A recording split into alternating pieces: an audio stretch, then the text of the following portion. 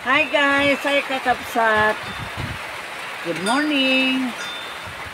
September 1st. Ayan. May bagyo. Magdamag na umuulan.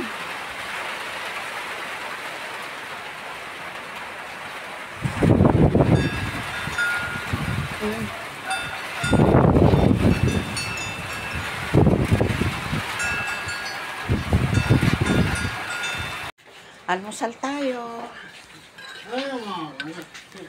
Ngayon ay magkakape si Papa Raul. Sa akin naman ay black coffee. Tinapay. May chicken spread. Ang aming mga alaga. Sige, ayan. Oh. Yan pa, yan yung matuka. Ala, lakad-lakad. Sikap.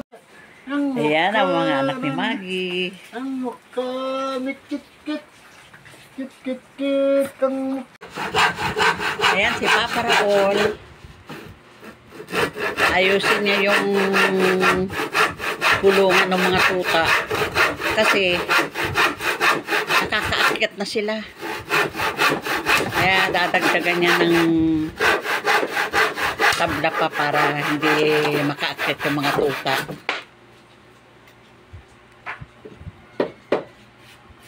Yan yung anakan ni Maggie.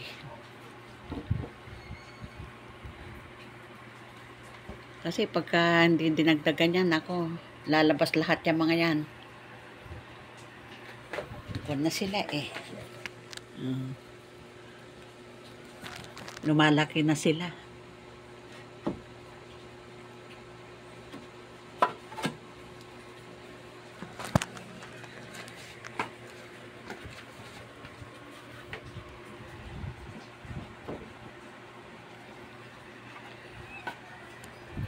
Isang buwan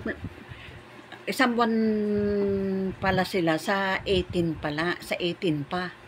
Isang buwan? Oo, sa 18.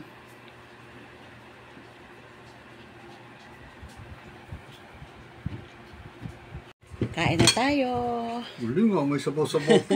Ang ulam namin, ayan, yung in-order ko sa online. Nilagang laman daw ng baboy. Ayan. Laing.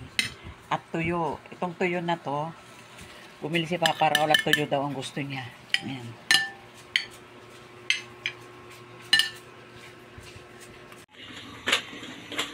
Nagluluto ako ng saba. Ayan, nilagang saba. Nakabilikan din na si Papa Raul ba? Ayan. Nilagang saba. Eto na ang nilagang saba. Luto na. Ayan.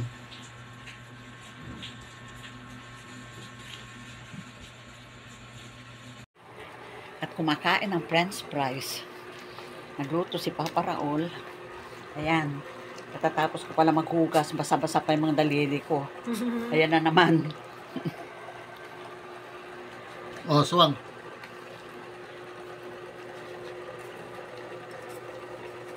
Manilaga pang saging doon, no? Nagluluto ang aming papa. Siya ay magluluto ng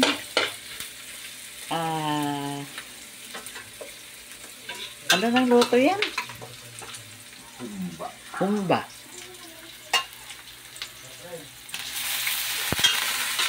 Ano to? Isang kilo ba to? o Isang kalahati? kilo yan? Isang kilo lang to, Karong? Oo, isang kilo lang daw yan. Para may hapon magbaon din siya. Isang kilo lang to? Nakala ko isang kilo. Naluto na sa kanila. Ito na, ayan na yung pagkain nila, oh. Mm. Mauna pa nga sila eh. Let's eat. Ayan na yung humba. Pinagtataboy ni Karo ng saging. Ayaw niya rin pala na may saba eh. At meron kaming dragon fruit. Yan ang